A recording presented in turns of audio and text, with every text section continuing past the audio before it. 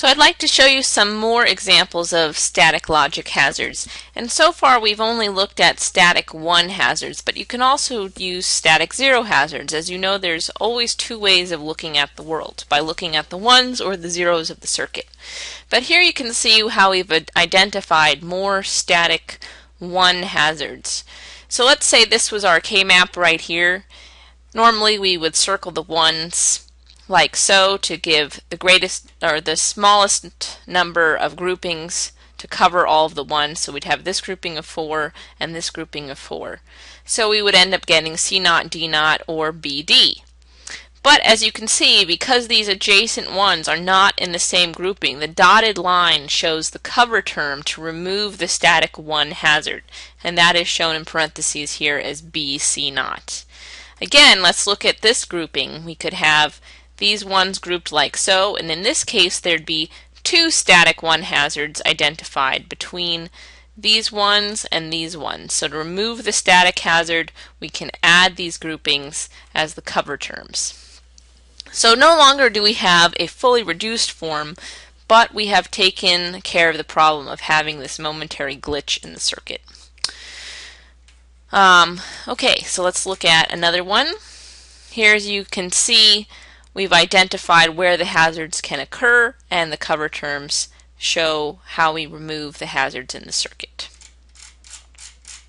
Alright, so I want to do an example problem that looks at static 0 hazards. So here we have problem 10. Using the timing diagram below, show whether the listed circuit contains a static logic hazard. Now notice this is in POS form because we have ORs going into an AND instead of ANDs going into an OR. So we know we're going to be looking for static 0 hazards. If the circuit does contain a logic hazard, use the provided timing diagram to explicitly show the associated glitch. Assume each of the circuit elements contain equivalent propagation delays TPD and are indicated with vertical dotted lines in the provided circuit diagram. Alright, so let's go about solving this problem. I have posted this problem here on the bamboo paper. Okay, so the first thing we need to do is identify what this circuit is and draw a K-map for it. So this is, F is going to equal, if it lets me draw, there we go, A0 or C, ANDed with AB, or A and B. A or B, I should say, because this is an OR gate here, ANDed together to get F. So let's go ahead and put that in the K-map.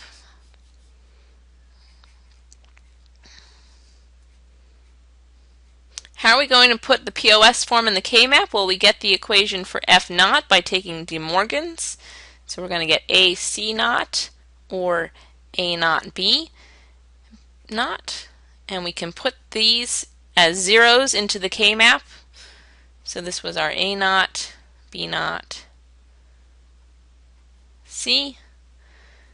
So we have A0, B0 are going to be these here. They were one grouping. And then we had the AC0, which is going to be here. This is the other grouping. So as you can see, we've grouped all the zeros, but we did not group 2 adjacent zeros in the same bubble. So this is going to be where the hazard is going to occur. And this right here, what term is that? That is B0, C0. B0, C0 is going to be the cover term that will remove the hazard. So let's show where and how this hazard occurs, or rather this hazard causes a glitch in the circuit. So we need to identify what 2 inputs these are. Well, this one right here, this is the 0, 0, 0 input. So we're going to be going 0, 0, 0. This is A, B, and C.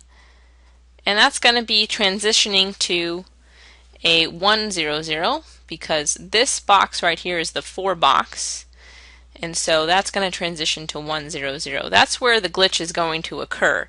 So we're going to draw a timing diagram where with A, B, and C, where A is going to change from 0 to 1, and B and C are going to remain 0. So A is going to change from 0 to 1, We can have that happen at any time. We just got to show that it's going to change from 0 to 1. And B and C are going to remain 0.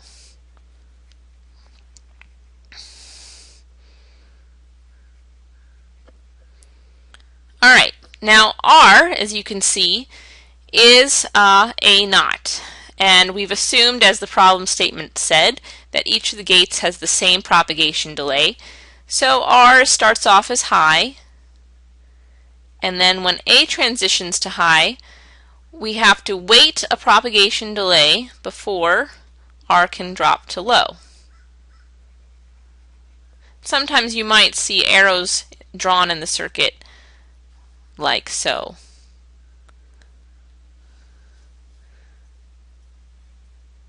To indicate what caused that delay.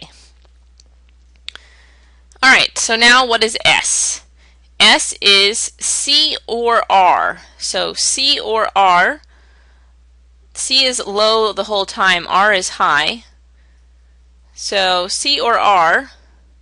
R drops low and C drops low. So we're going to wait one propagation delay to go through the OR gate, and then 0 or 0 becomes 0. And I'll draw again this transition arrow. This is where the delay is caused. Okay, so now T is A or B. So we look at A or B. B is always low. A is low and then goes high. So T is going to go high a propagation delay after A goes high. So here's T. It will go high one propagation delay after A goes high and remain high because A remains high.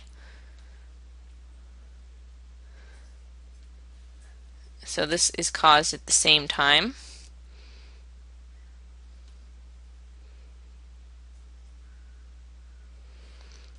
Alright, so now what is F?